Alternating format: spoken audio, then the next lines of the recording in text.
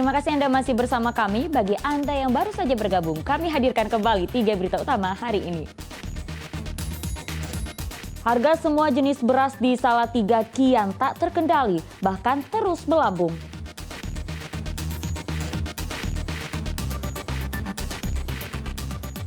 Jaga netralitas polisi pada pemilu 2024, jajaran Polrestabes Semarang diperintahkan menjaga sikap di media sosial dengan tidak mengomentari postingan terkait pemilu.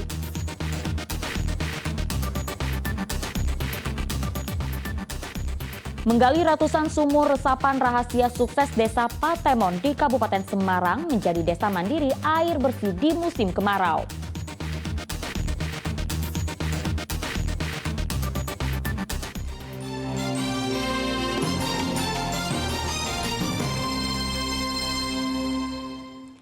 Harga kebutuhan pokok beras terpantau masih tinggi di pasar di kota Salatiga. Warga berharap kenaikan beras dapat segera diatasi oleh pemerintah dengan menurunkan harga atau memberikan bantuan beras.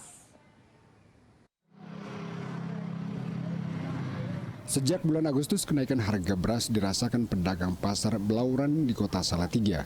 Puncaknya pada 19 September, semua jenis beras mengalami kenaikan. Saat ini kenaikan harga per karung isi 25 kg dijual dengan harga selisih Rp30.000 dari harga awal. Sebelumnya Rp295.000, kini menjadi Rp325.000. Adapun beras eceran dahulu dijual Rp10.000, sekarang menjadi Rp13.000.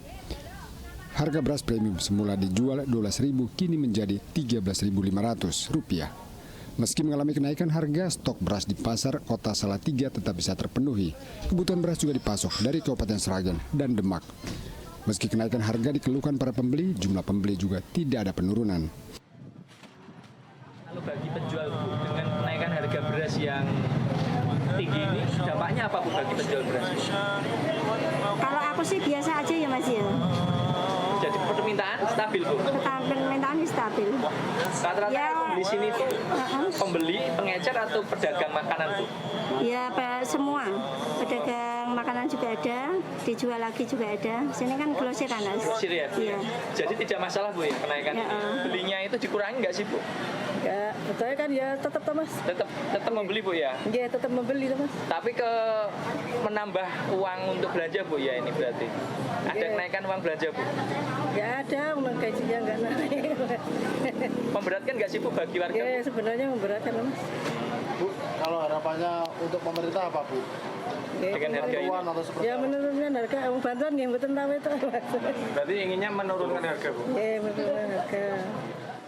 Warga berharap kenaikan harga beras dapat segera diatasi oleh pemerintah dengan menurunkan harga atau memberikan bantuan beras. Yulianto melaporkan dari Salatiga. Sementara Presiden Jokowi menegaskan saat ini pemerintah tengah berupaya menstabilkan harga beras di pasaran dengan melakukan operasi pasar serta memperkuat stok cadang beras nasional. Saat ini pemerintah menitik beratkan untuk menstabilkan harga beras dan memastikan stoknya aman. Hal ini dijelaskan saat Presiden Joko Widodo mengunjungi Pasar Jatinegara, Jakarta Timur saat pantau harga kebutuhan pokok. Kemarau dan kekeringan mengakibatkan gagal panen serta berkurangnya produksi para petani yang mempengaruhi harga beras saat ini. Presiden Joko Widodo menyebutkan pihaknya telah melakukan berbagai upaya seperti operasi pasar dan memperkuat stok cadang beras nasional. 6 juta ton dalam perjalanan masih 400.000, artinya nanti ada stok 2 juta. Itu pun masih akan kita tambah lagi 1 juta untuk memastikan bahwa stoknya itu ada. Sehingga kita tidak khawatir terhadap karena kekeringan produksi turun, ada stok. Beralih ke informasi lainnya, Kodim 0712 Tegal mengumpulkan seluruh Babinsa untuk mengantisipasi gangguan keamanan menjelang pemilu 2024. Para Babinsa juga diingatkan untuk menjaga netralitas TNI sesuai amanah undang-undang.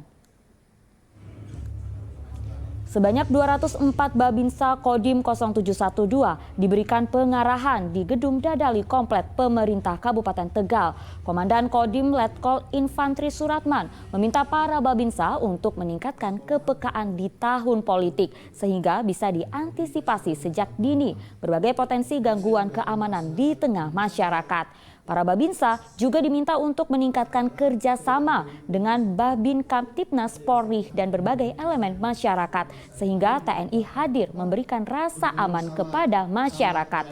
Selain antisipasi gangguan keamanan, para Babinsa juga diperintahkan untuk bersikap netral selama pemilu dari Pilkades, Pileg hingga Pilpres.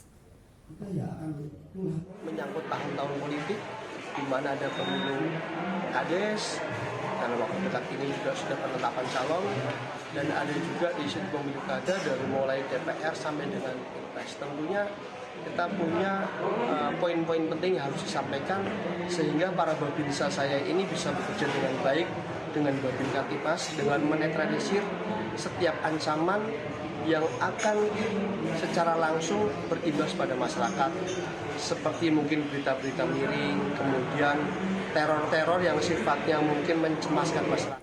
Himbauan yang sama juga diberikan kepada jajaran Polrestabes Semarang. Polisi secara khusus diminta untuk tidak berkomentar apapun pada media sosial terkait postingan peserta pemilu, baik pilkada, pileg hingga pilpres. Cara ini sebagai bentuk polisi jaga netralitas.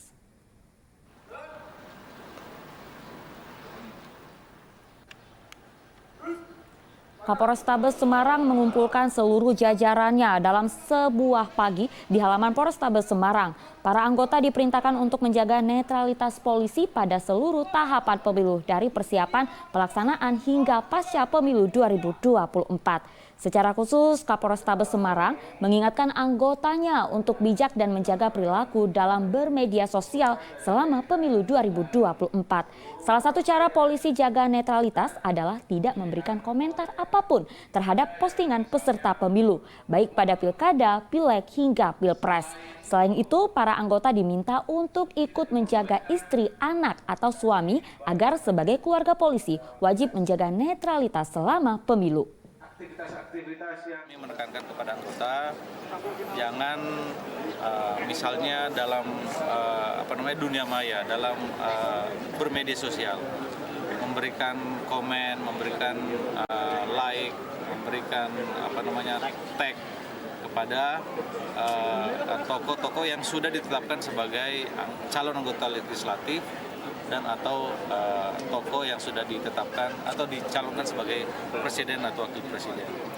Nah, ini penting. Kenapa? Tadi itu bahwa TNI Polri harus netral, itu juga harus ditunjukkan melalui sikap, perbuatan dan perilaku keseharian